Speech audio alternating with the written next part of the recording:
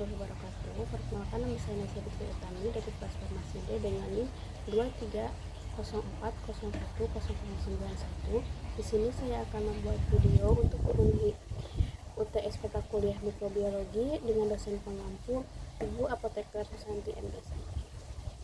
Di sini saya akan mereview artikel jurnal dengan judul Uji Aktivitas Antibakteri Ekstrak Etanol Daun Sungkai terhadap pertumbuhan Escherichia coli dengan metode difusi cakram Kirby-Bauer dengan penulis D. Francisca D.N. Kahanjak A. Prentinetti.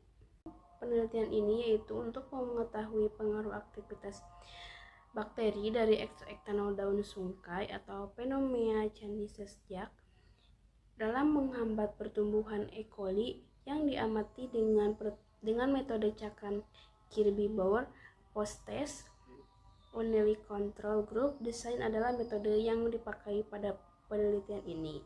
Penelitian ini adalah metode cakram Kirby-Bauer.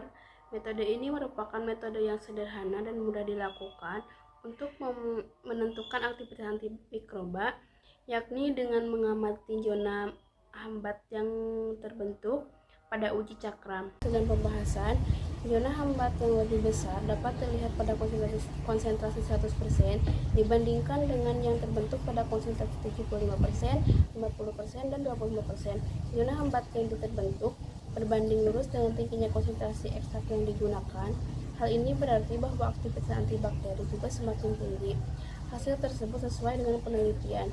Daya hambat yang terhadap bakteri semakin besar seiring bertambah tingginya konsentrasi sebuah ekstrak.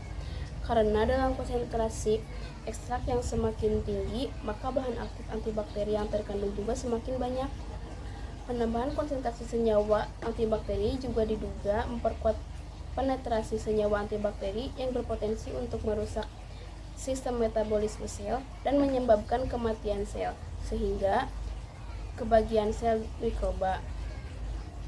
Semakin lama proses inkubasi, maka diameter zona hambatnya juga semakin luas. Hal ini karena senyawa aktif yang ada dalam ekstrak tersebut akan semakin meningkat dan memberikan zona hambat yang semakin luas seiring bertambah lamanya inkubasi.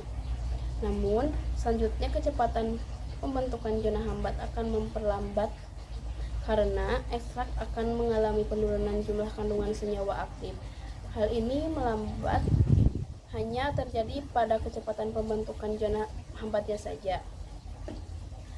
Terbentuknya zona hambat pada setiap konsentrasi merupakan akibat dari senyawa aktif yang dimiliki daun sungkai seperti flavonoid, saponin, dan tanin.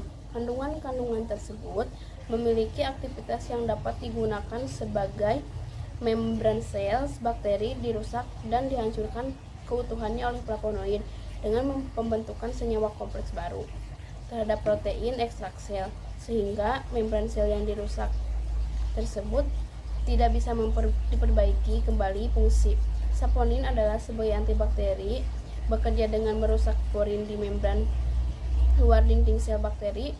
Dengan cara membentuk sebuah ikatan polimer kuat, pertumbuhan antibakteri terhambat atau mati akibat rusaknya porin sebagai jembatan untuk jalan keluar masuknya senyawa, sehingga menyebabkan krisis nutrisi pada sel bakteri. Tanin sebagai antibakteri mengembangkan pembentukan sel bakteri dengan menghalau kerja dari DNA topol. Mikroba dihambat, enzim dinonaktifkan, dan pada lapisan dalam sel transport protein dikacaukan. Dinding sel tersebut tidak sempurna karena polipeptida yang dimiliki oleh dinding sel rusak, sehingga sel bakteri menjadi lisis dan mati karena adanya tekanan fosfotik dan fisik.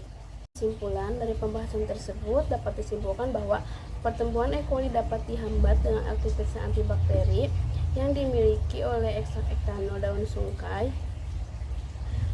Konsentrasi 25% merupakan konsentrasi efektif ekstrak etanol daun sungkai dalam menghambat pertumbuhan E. coli terlihat dari zona bening yang terbentuk pada kertas cakram dengan diameter sebesar 3,75 mm. Sekian yang dapat saya sampaikan. Mohon maaf apabila ada kesalahan. Assalamualaikum warahmatullahi wabarakatuh.